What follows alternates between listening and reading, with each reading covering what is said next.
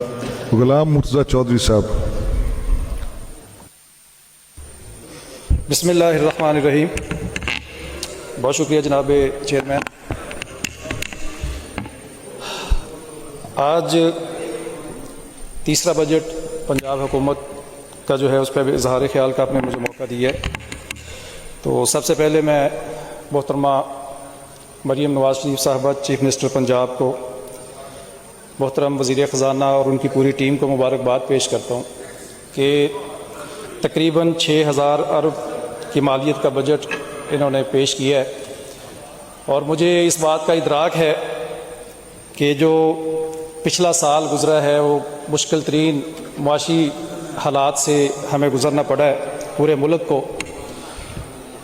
اور ان حالات میں شاید اس سے بہتر بجٹ نہیں پیش کیا جا سکتا تھا۔ اور جو پچھلا سال تھا، اللہ پاک کی میں مہربانی سمجھتا ہوں کہ پاکستان پر جس طرح سے ہمارے دشمن ملک نے ایک شر نافذ کرنے کی کوشش کی، لیکن اللہ ہم پہ مہربان تھا، تو اللہ نے اپنے فضل اور کرم سے اور مسلح افواج جو پاکستان کی، ان کے سربراہ اور محترم پرائم منسٹر اور جتنے بھی متعلقہ ہمارے ادارے ہیں، اللہ نے یہ توفیق ان کو دی کہ اس شر سے نکل کے اللہ نے پوری دنیا میں پاکستان کو سرخرو کیا اور عزت سے نوازا۔ میں اللہ کا بھی شکر ادا کرتا ہوں، میں محترم پرائم منسٹر کو مبارکباد پیش کرتا ہوں، محترم فیلڈ مارشل صاحب کو بھی مبارکباد پیش کرتا ہوں، اور دعا گو ہوں اللہ پاک سے کہ اللہ ہمیشہ پاکستان کو ہر طرح کے شر سے، اندرونی اور بیرونی جو شریر ہیں، اللہ ان کی سازشوں سے اللہ پاک ہمیشہ ہمارے ملک کو، ہمارے صوبے کو محفوظ رکھے۔ اور جو بجٹ کے فگرز ہیں میں ان کو ریپیٹ نہیں کرنا چاہ رہا، چونکہ آج جتنی بھی تقاریر ہوئی ہیں بار بار ریپیٹیشن ہوئی ہے، تو میں ریپیٹ نہیں کروں گا۔ اس بات کا ادراک کرتے ہوئے بھی، وہ میں پہلے بھی ذکر کر چکا ہوں کہ مشکل ترین حالات میں ایک کاوش کی گئی ہے، اور بجٹ میں جتنی آسانیاں رکھی جا سکتی تھی اس کے لیے ایک اچھی کوشش ہوئی ہے۔ کچھ میری تجاویز ہیں، تاکہ مجھے اندازہ ہے آپ کو بار بار اسمبلی کا جو وقت وہ بڑھانا پڑ رہا ہے، تو میں اپنی بات کو گیون ٹائم میں انشاءاللہ وائنڈ اپ کرنے کی کوشش کرتا ہوں۔ کچھ تجاویز ہیں، ان کو تنقید نہ سمجھا جائے، تعریف میں نے پہلے کر دی ہے، اس میں کوئی شک نہیں ہے کہ چیف منسٹر صاحبہ باوجود اس کے کہ وہ بیماری کے دن ان پہ گزرے ہیں، میں دعا گو بھی اللہ ان کو صحت یاب کرے،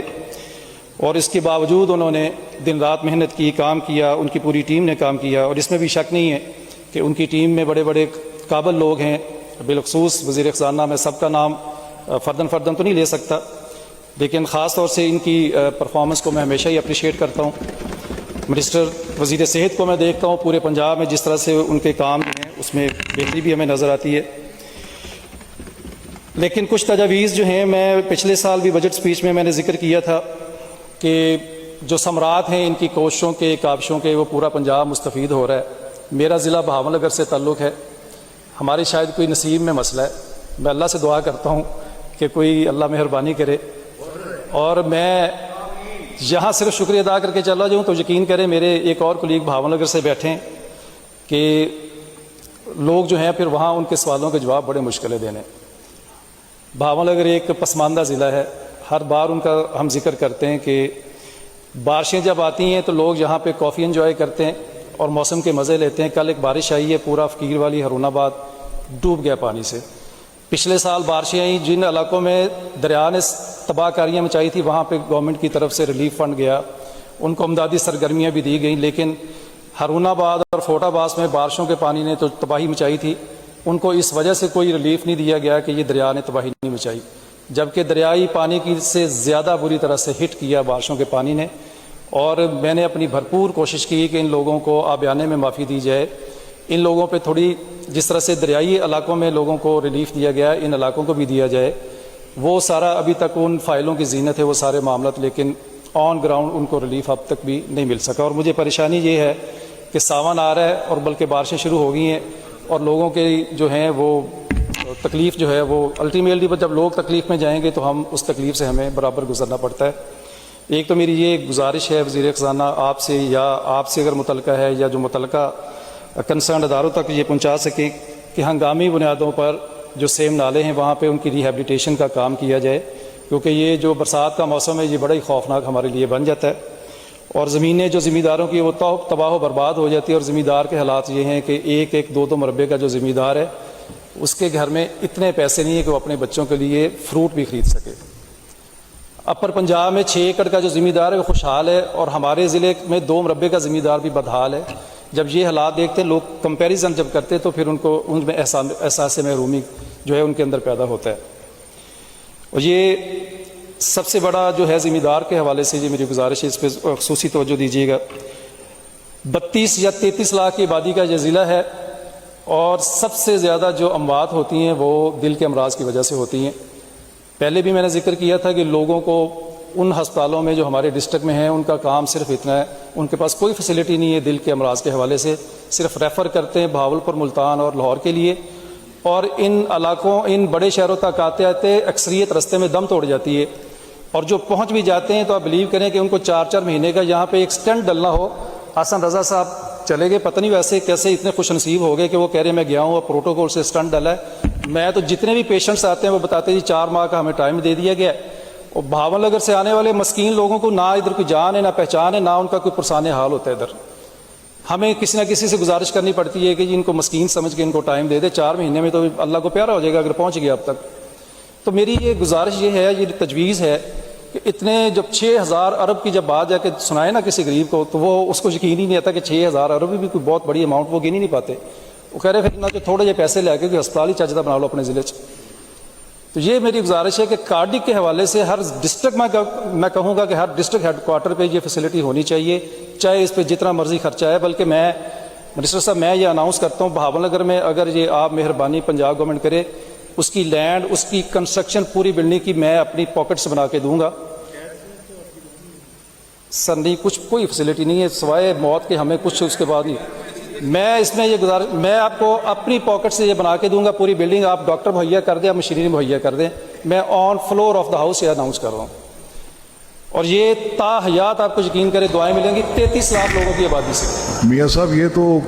بڑی اچھی انہوں نے تجویز دی ہے، آپ اس کو ضرور دیکھیے جی، اگر اس پہ جو ممکن ہو سکے ضرور کروائیں۔ میں یہی گزارش کرنا چاہ رہا ہوں، جب اتنے لوگ لاہور میں آتے ہیں تو لاہور کے ڈاکٹر ان کو کیٹر نہیں کر پاتے، تو یہ اس بوجھ کو ڈیوائڈ کرنا چاہیے ضلعوں کی حد تک، تاکہ ان لوگوں کو رستے میں وہ دم بھی نہ توڑے، اور ایک ہی شہر پہ اتنا جب برڈن ڈال دیں گے تو ان کی اپنی پرفارمنس جو ہے وہ بالکل متاثر ہوتی ہے۔ ڈاکٹر اتنے بڑے پنجاب کو وہ نہیں سرو کر پاتے یہاں پہ، اس میں کوئی حرج نہیں ہے اگر ضلع کے لیول پہ یہ چیزیں بن جائیں، جس میں کم از کم سٹینڈ پاس کیے جا سکے، جس میں اگر بائی پاس کی بھی نوبت آئے تو کوئی حرج نہیں ہے۔ یہ تا حیات ان کو دعائیں ملیں گی، اور لوگوں کا یہ میں سمجھتا ہوں حق بنتا ہے، چونکہ اس سے لوگوں کی زندگی اور موت وابستہ ہے۔ اس کے بعد سیم کے حوالے سے میں نے ذکر کر دیا کہ بارشوں جو سیم کا جو ہے اس کے لیے بھی میں گزارش پہلے کر چکا ہوں۔ سیوریج کا جو نظام ہے اس میں کوئی شک نہیں ہے کہ اس پہ کام ہو رہا ہے، لیکن اس میں جو بھاون نگر کا اگر میں ذکر کرتا ہوں، ہارون آباد اور فورٹ آباس کا میں ذکر کرتا ہوں کہ اس میں یہ تھوڑے نگلیکٹ ہوئے پچھلے 2 سالوں میں، اس پہ خصوصی توجہ دے کے باقی 3 تحصیلوں میں مطمئن ہے لوگ کہ کافی بہتر کام ہوئے، لیکن یہ 2 تحصیلیں خاص طور سے فقیر والی اور ہارون آباد جو اس میں ان کی محرومی رہ گئی ہے، تو اس پہ بھی خصوصی توجہ دے کے سیوریج کا نظام بہتر کیا جائے۔ اور پھر